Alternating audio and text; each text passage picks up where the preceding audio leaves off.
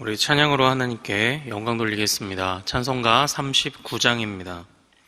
찬송가 39장. 주 은혜를 받으려 모인 성도들. 찬송가 39장입니다.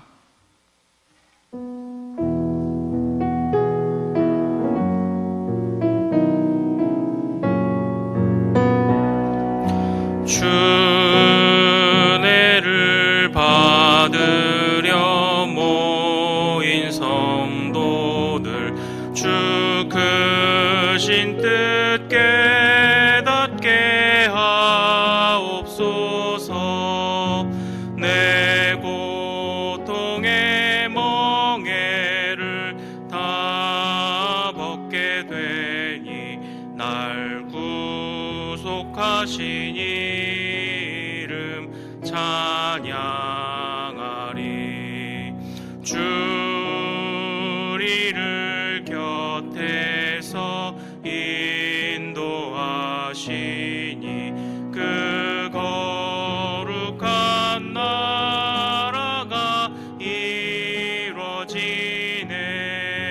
저 마귀와 싸워서 늘 승리하니 큰 영광 주께 돌려 찬양하리.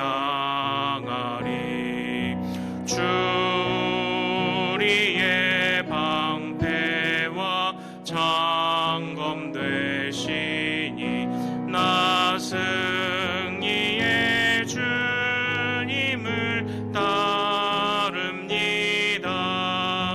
큰 환난을 당할 때 늘 도우시니 승전가 높이 불러 찬양하리. 3절이요. 주 우리의 방패와 창검 되시니 나 승리의 주님을 따릅니다. 큰 환난을 당할 때 늘 도우시니 승전가 높이 불러 찬양하리.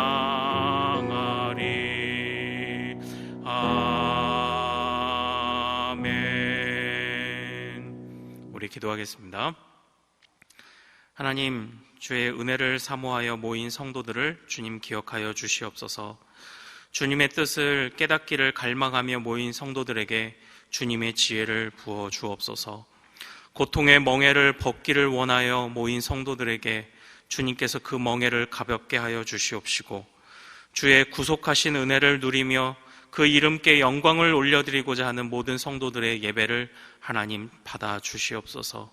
하나님, 그렇게 우리가 이 시간 하나님 앞에 충만한 기도회로, 충만한 예배로 나아갈 수 있도록 인도하여 주시옵시고, 주께서 우리를 불쌍히 여기사 하나님의 주님만이 주실 수 있는 은혜를 충만히 채워 주시옵소서. 이 시간 또한 말씀과 찬양과 기도로 나아가오니 하나님께서 우리가 올려드리는 모든 예배를 받으시고, 또한 하나님께서 기뻐하시며 주께 영광 돌림이 우리에게 또한 기쁨되는 귀한 시간 되게 하옵소서. 또한 오늘 깨닫는 말씀을 붙잡고 우리가 마음껏 기도하며 나아갈 때 우리 각자의 모든 문제들은, 모든 기도 제목들은 서로 다르나, 그러나 우리의 하나의 말씀을 듣고도, 주의 복음의 말씀을 듣고도 마치 모든 문제의 답을 얻은 것처럼 돌아갈 수 있는 하나님, 이 시간 될 수 있도록 주여 인도하여 주시옵소서. 감사하오며 우리 주 예수 그리스도 이름으로 기도하옵나이다. 아멘. 네, 오늘 주신 하나님의 말씀은 예레미야 7장 1절에서 15절까지의 말씀입니다. 예레미야 7장 1절에서 15절까지의 말씀입니다. 저와 한 절씩 교독하시겠습니다. 여호와께로부터 예레미야에게 말씀이 임하니라. 이르시되 너는 여호와의 집 문에 서서 이 말을 선포하여 이르기를 여호와께 예배하러 이 문으로 들어가는 유다 사람들아 여호와의 말씀을 들으라. 만군의 여호와 이스라엘의 하나님께서 이와 같이 말씀하시되 너희 길과 행위를 바르게 하라. 그리하면 내가 너희로 이곳에 살게 하리라. 너희는 이것이 여호와의 성전이라 여호와의 성전이라 여호와의 성전이라 하는 거짓말을 믿지 말라.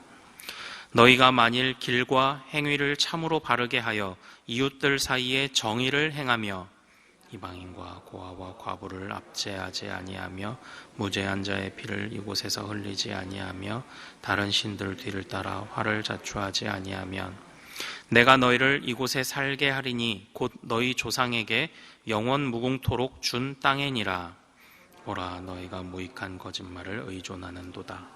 너희가 도둑질하며 살인하며 간음하며 거짓 맹세하며 바알에게 분향하며 너희가 알지 못하는 다른 신들을 따르면서 일컬음을 받는 이 집에 들어와서 내 앞에 서서 말하기를 우리가 구원을 얻었나이다 하느냐. 이는 이 모든 가증한 일을 행하려 함이로다. 내 이름으로 일컬음을 받는 이 집이 너희 눈에는 도둑의 소굴로 보이느냐. 보라, 나 곧 내가 그것을 보았노라. 여호와의 말씀이니라. 너희는 내가 처음으로 내 이름을 둔 처소 실로에 가서 내 백성 이스라엘의 악에 대하여 내가 어떻게 행하였는지 보라. 여호와의 말씀이니라. 이제 너희가 그 모든 일을 행하였으며 내가 너희에게 말하되 새벽부터 부지런히 말하여도 듣지 아니하였고 너희를 불러도 대답하지 아니하였느니라. 그러므로 내가 실로의 행함같이 너희가 신뢰하는 바 내 이름으로 일컬음을 받는 이 집 곧 너희와 너희 조상들에게 준 이곳에 행하겠고 같이요. 내가 너희 모든 형제 곧 에브라임 온 자손을 쫓아낸 것 같이 내 앞에서 너희를 쫓아내리라 하셨다 할지니라. 아멘. 네, 오늘 이 말씀을 통해서요. 하나님과 이웃을 사랑하는 예배자라는 제목으로 은혜를 같이 나누도록 하겠습니다. 하나님께서 오늘 말씀 통해 또 우리에게 또 지혜와 깨달음 주실 줄 믿습니다. 찬양 중에 주를 위한 이곳에라는 찬양이 있습니다. 그 가사 첫 줄의 시작이 이렇습니다. 주를 위한 이곳에 예배하는 자들 중에 그가 찾는 이 없어 주님께서 슬퍼하시네.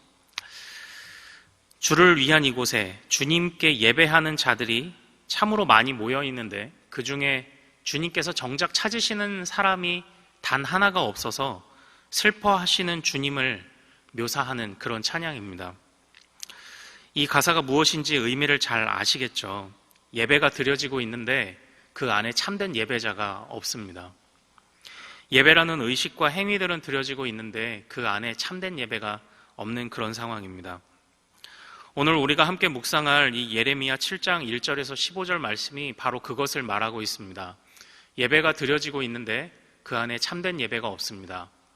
성전을 찾는 수많은 사람들이 있었지만 그 안에 참된 예배자가 참되게 하나님께 나오는 자가 없는 그런 상황을 안타까워하며 예레미야 선지자가 하나님의 말씀을 대언한 것이 바로 오늘의 본문입니다.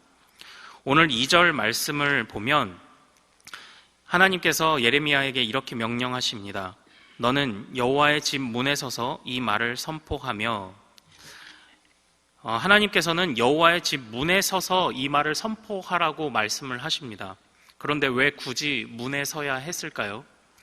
물론 그 뒤에 이어지는 내용을 보면 이 문으로 들어가는 유다 사람들아 여호와의 말씀을 들으라 라고 그 선포를 시작하라고 하셨기 때문에 문에 서 있으면 들어가는 수많은 사람들을 만날 수 있어서 라고 생각하는 것도 맞습니다. 그러나 그 당시에 하나님의 진정한 부름을 받은 선지자는 성전에서 그 말씀을 가르치는 것이 일반적인 원리였습니다. 그런데 지금 이 예레미야 선지자는 이후에 나오는 내용을 보면 거짓 선지자들이 있었음을 암시하는 그런 내용들이 등장을 하고 있습니다. 예를 들어 4절과 같은 것입니다. 우리 4절 한번 같이 읽어볼까요? 자, 시작. 너희는 이것이 여호와의 성전이라 여호와의 성전이라 여호와의 성전이라 하는 거짓말을 믿지 말라. 그러니까 그 당시에 이것이 여호와의 성전이다. 그러니까 예배하는 너희들아 너희가 여호와의 성전에 와 있다. 지금 여기가 여호와의 땅이다라고 거짓 말하는 자들이 성전을 차지하고 있고 그들이 예레미야를 성전으로 들어오지 못하게 하는 상황이 지금 여기에 암시되어 있습니다. 그러므로 지금 1절에 보면 예레미야가 이 말씀을 전하는 이유가 있죠. 여호와께로부터 말씀이 임했기 때문에 예레미야가 선지자가 되었고 예레미야가 말씀을 전합니다. 그러므로 예레미야는 참 선지자입니다. 그러나 예레미야는 성전에 들어가지 못하고 있습니다. 성전 문에 서서 이 말씀을 선포할 수밖에 없는 것입니다. 왜냐하면 여호와께로부터 말씀을 받지 아니한 거짓 선지자들이 성전을 가득 채우고 있었기 때문입니다. 그토록 그 여호와의 지금 그 성전은 하나님의 말씀이 없는 성전입니다. 하나님의 거짓된 선지자, 거짓된 선지자들이 하나님의 말씀이라고 말하는 것들을 전하고 있는 지금 그런 곳이 되었다라고 지금 이 상황 배경을 지금 우리가 생각을 해볼 수 있는 것입니다. 그런데 2절을 다시 한번 좀 보십시오. 예레미야가 그 문 앞에 서서 선포해야 되는 말씀의 내용이 무엇입니까? 2절 그 중반부부터 여호와께 예배하러 이 문으로 들어가는 유다 사람들아 여호와의 말씀을 들으라. 저는 이 말씀을 보면서 그 안에서 참 모순되는 점을 발견을 했습니다. 여호와께 예배하러 가는 자들에게, 그러니까 예배하러 가는 자들은 여호와의 말씀을 들으러 가는 자들인데 예배하러 가는 자들에게 굳이 여호와의 말씀을 들으라라고 선언을 하라고 지금 주님이 말씀을 하고 계시다라는 겁니다. 다시 말하면 여호와께 예배드리러 가자라고 하는 자들 중에 여호와의 말씀을 듣는 자가 지금 하나도 없는 것입니다. 여호와께 예배하는 자들은 많으나, 예배하는 것 같은 자들은 많으나 여호와의 말씀을 듣고 있지 않는 지금 그런 상황이라는 것입니다. 그러니까 지금 여호와의 그 예배 처소, 여호와께서 계신 곳이라는 그 성전이 어떻습니까? 여호와의 말씀을 전하는 자도 없고 여호와의 말씀을 듣는 자도 없는데 여호와의 말씀을 전한다 하고 여호와의 말씀을 듣는다고 말하는 자들만 가득한 이런 이 아이러니 속에 가득 차 있는 것이 지금 이 성전의 상황이다라는 것입니다. 그런데 성전이 본래 이런 곳이어야 했을까요? 성전이 본래 이런 기능을 하는 곳이었습니까? 아닙니다. 성전이 어떤 곳이었는지, 어떤 장소, 어떤 물건이 처음에 어떤 의도로 세워졌는지는 그것을 세운 사람의 이야기를 들어보면 압니다. 그런데 이 성전이 처음 세워졌었을 때, 즉 솔로몬이 이 성전을 봉헌하는 장면이 열왕기상 8장에 등장을 하는데 그때 건축된 성전에 여호와의 언약궤도 다시 모셔오고 그리고 그곳에서 솔로몬이 장문의 기도를 하는 대목이 등장을 합니다. 그때의 열왕기상 8장 41절 43절을 제가 읽어드리겠습니다. 또 주의 백성 이스라엘에 속하지 아니한 자 곧 주의 이름을 위하여 먼 지방에서 온 이방인이라도 그들이 주의 크신 이름과 주의 능한 손과 주의 펴신팔의 소문을 듣고 와서 이 성전을 향하여 기도하거든 주는 계신 곳 하늘에서 들으시고 이방인이 주께 부르짖는 대로 이루사 땅의 만민이 주의 이름을 알고 주의 백성 이스라엘처럼 경외하게 하시오며 또 내가 건축한 이 성전을 주의 이름으로 일컫는 줄을 알게 하옵소서. 이렇게 기도하는 장면이 등장을 합니다. 솔로몬의 기도입니다. 이 기도문의 핵심이 무엇이었습니까? 여호와를 알지 못하는 이방인이 와도 이 성전에만 들어오면 이곳이 여호와의 살아계시는 증거구나를 알게 해달라고 기도를 했습니다. 그리고 그것을 특별히 어떻게 묘사했냐면 솔로몬이 내가 건축은 하였으나 이 성전은 주의 이름으로 가치를 갖는 곳이라는 것을 만민이 알게 하옵소서. 바로 이렇게 기도를 했던 것입니다. 그러나 안타까운 사실은 지금 이 속에 오늘 이 예레미야 시대에 이 성전에 주의 이름이 없습니다. 어떤 만민이 이 안에 와도 본래 성전의 기능대로와 본래 성전의 의도대로 한다면 이곳에 하나님이 살아계신다는 증거를 보아야 되는데 이 성전에 수많은 사람들이 드나들고 있음에도 불구하고 하나님이 살아계시다는 것을 지금 깨닫지 못하고 있습니다. 이것이 여호와의 터전이요 여호와께서 지금도 일하고 계시다는 사실을 아무도 지금 깨닫지 못하고 있다라는 바로 그런 그 상황들을 안타까워하는 그런 주님의 마음과 예레미야의 마음이 지금 이 말씀 안에 녹아져 있는 것입니다. 그러니까 그 사람들에 대한 그 인식이 바로 그런 거예요. 그 3절에 보면 만군의 여호와란 표현을 주목하십시오. 모든 것, 만유의 주, 만군의 여호와란 표현이 즐겨 사용되는데 이때는 모든 것의 주인이신 여호와, 가장 뛰어나신 여호와입니다. 만군의 여호와는 말 그대로 모든 군대보다 강하신 여호와를 말하는 겁니다. 그러니까 지금 모든 것 위에 만유의 주, 만군의 여호와께서 하시는 말씀이 무엇인지를 보십시오. 내가 너희를 이곳에 살게 할 것이다. 그러니까 지금 너희가 이곳의 주인이 아니라는 겁니다. 너희가 이곳에 살 수 있는 이유는, 너희가 이곳에 들어올 수 있는 이유는 바로 나 여호와 때문이다 라는 말씀입니다. 그러니까 이 당시에 성전에 거하시는 하나님에 대한 인식, 성전에 대한 인식, 하나님에 대한 인식이 어떤 것이었습니까? 사람들은 이렇게 생각했던 겁니다. 우리가 주인인 땅에 하나님이 성전의 한 귀퉁이에 지금 새들어 와 있는 것 같이 하나님이 객입니다. 하나님이 그저 손님에 불과한 것입니다. 이것이 그 당시 사람들의 인식이었습니다. 삐뚤어진 인식이죠. 그러나 본래 하나님께서 이 성전을 통해서 말씀하시고자 했던 인식이 무엇입니까? 너희가 여기에 살 수 있는 이유는 바로 나 때문이야. 내가 너희를 여기서 살게 하는 거야. 하나님 자신에 대한 인식이 바로 하나님이 주인인 땅에 너희가 은혜를 입어 머물고 있다는 사실을 잊어서는 안 돼. 너희가 그것을 잊는 순간 성전은 성전이 아니야. 예배는 예배가 아니야. 바로 그것을 지금 말씀을 하고 계신 겁니다. 그러니까 지금 이 예레미야가 하나님의 부름받은 성지자가 그 성전에서 쫓겨나서 문 어귀에 서서 전하고 있죠. 그리고 하나님을 부르짖는 수많은 사람들이 있지만 그 안에 하나님이 찾으시는 예배자가 없죠. 그리고 하나님이 허락하신 땅에서 지금 백성들이 주인 행사를 하고 있죠. 바로 지금 누가 주인인가의 싸움을 하고 있는 이런 상황이라는 것입니다. 자, 한번 생각을 해보십시오. 내가 가난한 농노입니다. 또는 가진 것이라곤 힘하고 검 하나밖에 들 수 없는 그런 기사라고 생각을 해보십시오. 그런데 중세의 어떤 그 모습을 생각을 해보면 중세에는 작은 나라로 비유될 수 있는 이 땅을 가진 영주가 있습니다. 그리고 거기에 농사짓는 소작농들이 들어와 살고 그리고 또 기사들이 들어와 삽니다. 그러나 그들에게는 의무가 부여됩니다. 너희가 내 땅에 들어와 살기 위해서는 너희가 농사를 지어 그 농사 지은 소산의 일부를 나에게 세금으로 바쳐라 라든지 아니면 너희가 농사를 짓 때 나의 땅도 지어야 된다라는 이런 규칙이 있든지 아니면 힘을 가진 기사들에게는 너희는 내 성에 들어와 살고 먹고 살되 그러나 전쟁이 나면 너는 나를 위해 싸워야 된다라는 이런 규칙이 있었습니다. 당연합니다. 왕의 땅에서 살기 위해서는 왕의 땅에 규칙이 필요한 것입니다.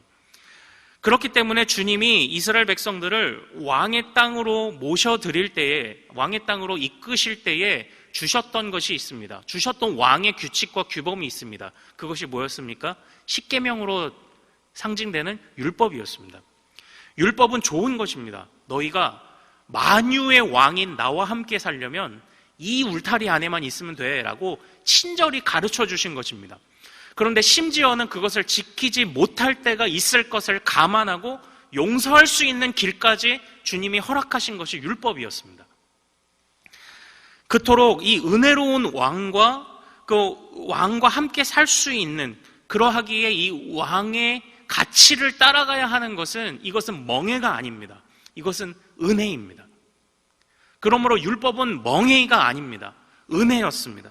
그러나 5절부터 이어지는 말씀 보십시오. 이웃 사이에 정의도 행하지 못했고 이방인과 고아와 과부를 압제하고 무죄한 자의 피를 흘렸고 다른 신들을 따랐고 결국 이 율법이 무너졌다는 것 아닙니까? 율법이라고 하면 좀 여전히 무겁게 좀 느끼실지 몰라서 이 은혜로운 왕과 함께 살려면 은혜로운 왕의 가치 안에 왕이 생각하고 왕이 중요하게 여기는 그 틀 안에 들어와야지 함께 살 수 있는데 그러나 그것을 지금 다 버렸다고 지금 말하고 있는 건 아닙니까? 그럼에도 불구하고 왕은 우리와 함께 있고 이곳은 여전히 태평성대할 거야. 나에게는 문제가 생기지 않을 거야. 왕은 진노하지 않으실 거야. 왕은 평화를 사랑해. 왕은 사랑의 하나님이야. 라고만 부르짖는 이 삐뚤어진 모습. 이것이 지금 이 예배를 예배되지 못하게 만들었던 바로 그러한 모습이다라는 것입니다. 그들은 왕의 땅에서 스스로 주인 노릇을 했습니다. 우리 10절 말씀 한번 같이 읽어보겠습니다. 10절입니다. 자, 시작. 내 이름으로 일컬음을 받는 이 집에 들어와서 내 앞에 서서 말하기를 우리가 구원을 얻었나이다 하느냐, 이는 이 모든 가증한 일을 행하려 함이로다. 이렇게 되어 있습니다. 저는 이 말 속에서 또 다른 아이러니를 봤습니다. 지금 그들의 입에서 뭐라고 이야기하고 있습니까? 구원을 얻었다라고 표현을 하고 있어요. 지금 그 당시에 이스라엘 백성들의 어떤 고정관념이었을까요? 아니면 그들의 의식 속에도 구원은 얻는 것이라는 것이 박혀 있었습니다. 구원은 스스로 만들어내는 것이 아니었습니다. 구원은 얻는 것이라는 사실을 그들도 알고 있었습니다. 그러나 그들은 얻은 구원을 지금 발로 차버렸습니다. 그 구원이 하나님께로만 나올 수 있다는 것을 외면해버렸습니다. 참 아이러니하지 않습니까? 구원은 얻어야 되는데 구원을 주시는 분을 외면하고 있는 이 상황들, 그러함에도 불구하고 자신들이 하나님의 백성이고 나는 이 예배의 행위를 하고 있기 때문에 하나님은 영원히 내 편이라고 말하는 바로 이러한 삐뚤어진 모습이 바로 이 당시의 모습이었습니다.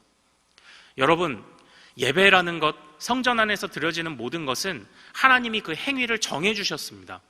어떻게 제사하고 어떻게 나아오고를 정해 주셨습니다. 그러므로 이 행위라는 것은 분명히 중요한 측면도 분명히 있습니다.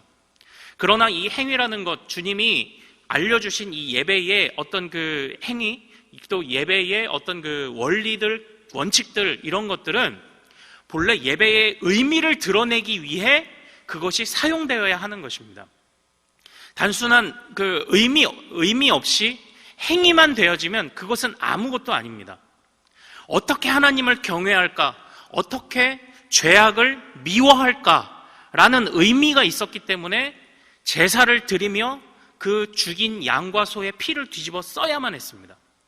죄의 무서움과 죄를 혐오하며 죄를 미워해야 된다는 의미를 드러내기 위해 행위가 필요한 것입니다. 하나님을 경외하는 의미가 중요하기 때문에 언제 나와서 예배를 드려야 한다라는 행위가 의미를 갖는 것입니다. 행위 자체, 우리도 그러지 않습니까? 우리도 무슨 행동을 할 때 제가 왜 여기서 지금 이렇게 설교를 하고 있습니까? 제 마음속에 설교를 해야 되는 마음이 있기 때문 아닙니까? 행위라는 것은 그 안에 의도가 있기 때문에 행위가 드러나는 것입니다. 예배라는 것도 마찬가지입니다. 우리가 왜 일어나서 찬양합니까? 왜 찬양합니까? 왜 기도합니까? 왜 우리가 말씀을 묵상합니까? 왜 주일에 와야 합니까? 그 안에 하나님을 경외하고 우리의 죄악을 미워하고 우리의 구원을 기뻐하고 이 의미를 담기 위해 예배를 하는 것입니다. 예배라는 행위를 하는 것입니다. 그런데 이 당시는 바로 그것을 잊어버렸습니다. 의미는 모두 사라졌습니다. 행위만 남아 있습니다. 그때 이 이제 오늘 본문의 마지막 부분에서 여호와께서 말씀하시죠. 12절에 보면 실로에 가서 내 백성 이스라엘의 악에 대하여 내가 어떻게 행하였는지를 보라. 이것이 그 이전에 사무엘 시대, 엘리 제사장 시대에 있었던 일입니다. 그 당시에 그 엘리 제사장의 아들들 옴니와 비느하스가 그 실로에서 언약궤를 가져다가 블레셋과의 전투에서 언약궤만 가져가면 승리하겠지라는 생각으로 정결하지 못한 자신들이 그 언약궤를 가지고 갔을 때 결국 언약궤가 어떻게 됐습니까? 언약궤가 빼앗겨 버리지 않았습니까? 그런데 그 언약궤가 힘이 없었습니까? 아닙니다.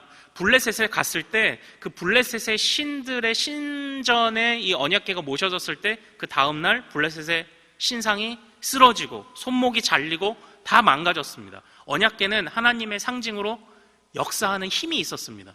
그러나 적어도 그 실로에서 가져간 언약궤가 블레셋과의 전투에서는 힘이 없었습니다. 힘이 없다기보다는 하나님이 힘을 쓰지 않으셨습니다. 왜냐? 하나님을 경외함이 없었기 때문입니다. 의미가 없는 행위만 있었기 때문입니다. 그래서 주님이 침묵하셨습니다. 지금 이 당시에 이 시대가 바로 그런 상황입니다.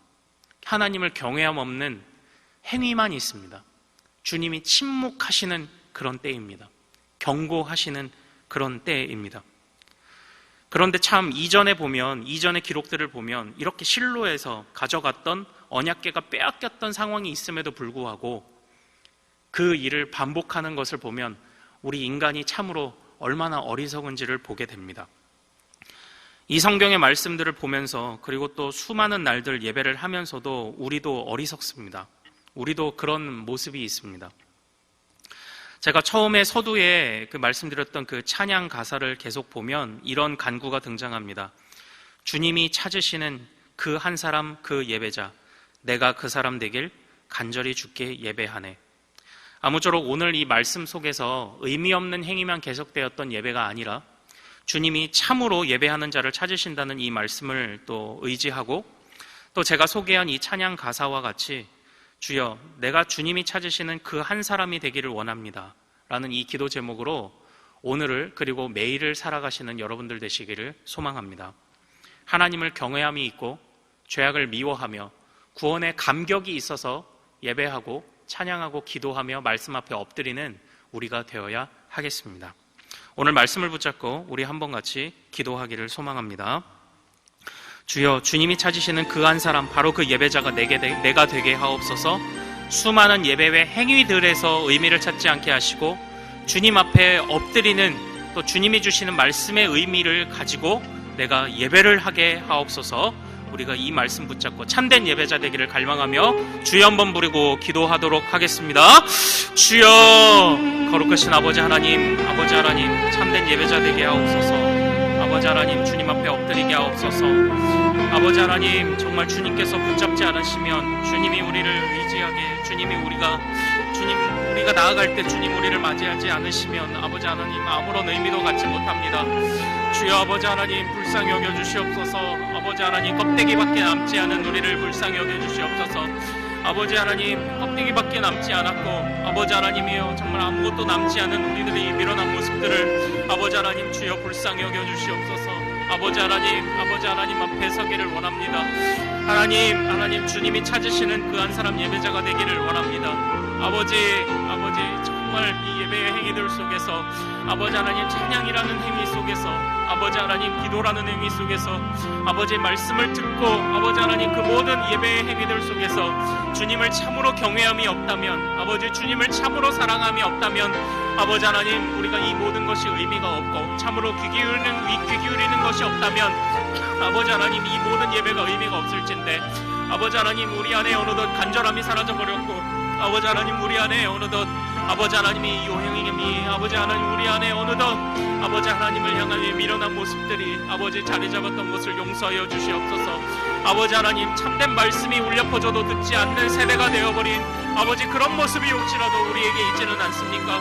아버지 하나님이여 이 코로나로 인하여 아버지 하나님 온라인 예배가 계속되는 가운데 아버지 하나님 그 속에서 우리가 참된 예배자의 모습을 잃어갔던 것은 아닙니까? 아버지 하나님 주여 불쌍히 여기시고 아버지 밀어난 우리들을 용서하여 주셔서 참된 예배자로 설 수 있도록 주 아버지 하나님 인도하여 주시옵소서. 아버지 하나님 불쌍히 여기시옵소서.